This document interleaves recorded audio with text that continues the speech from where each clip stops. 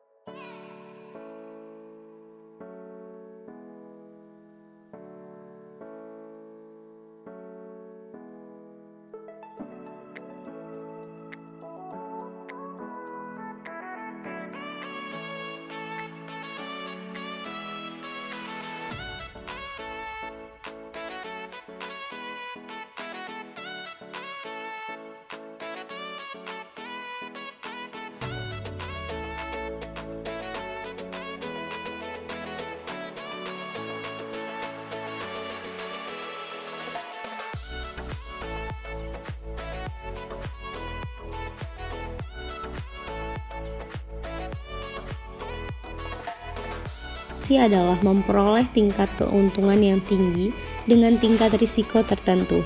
Keuntungan yang tinggi disertai dengan risiko yang bisa dikelola diharapkan akan menaikkan nilai perusahaan, yang berarti menaikkan kemakmuran si pemegang saham. Aspek-aspek studi kelayakan.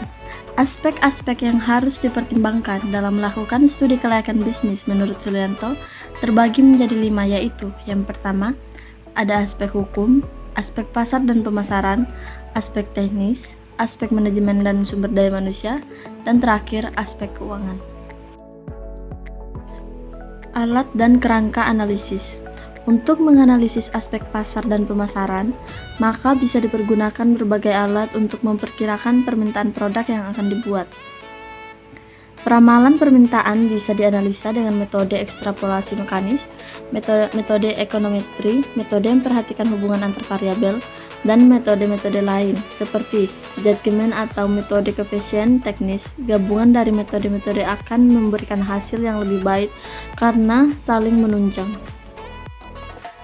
Beberapa alat analisa yang bisa dipergunakan untuk aspek teknik dan produksi ialah: yang pertama, ada analisa perilaku biaya, mencoba identifikasi fungsi biaya. Kedua, analisa perbandingan biaya untuk memilih alternatif produksi yang lebih baik. Ketiga, analisa penggantian aktiva. Keempat, metode transportasi untuk menentukan lokasi gedung fasilitas penjualan. Kelima, pemilihan lokasi dengan metode scoring atau perbandingan biaya. Keenam, analisa hubungan link analysis untuk mengatur layout fasilitas produksi. Dan terakhir ada time and motion study untuk pengaturan schedule kerja yang seharusnya. Untuk bisa menganalisis aspek keuangan, bisa digunakan beberapa alat seperti metode penilaian investasi, metode penentuan kebutuhan dana, metode penentuan sumber dana, analisis break-even, linear non-linear. Aspek ketidakpastian perlu dimasukkan. Proyek aliran kas untuk memperkirakan kepastian finansial, analisis sumber daya dan penggunaan dana, analisis risiko investasi. Aspek manajemen perlu dipergunakan analisa.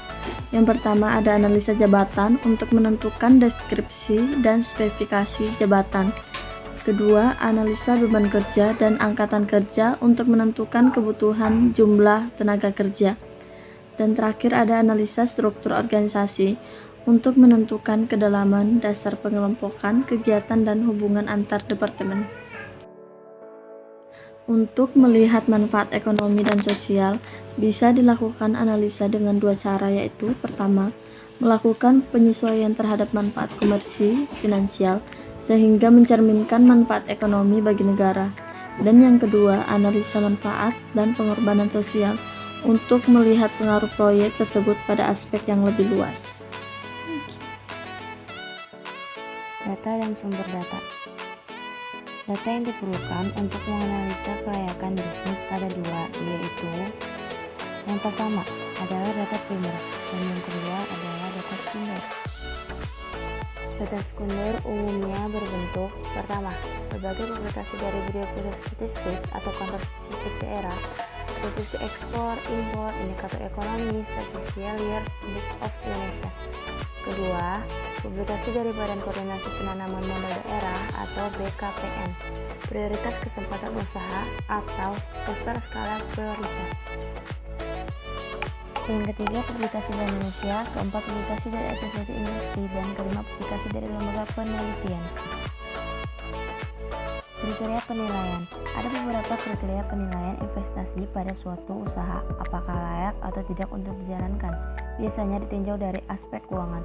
Berikut kriteria yang bisa digunakan untuk menilai dan menentukan kelayakan suatu usaha, yaitu: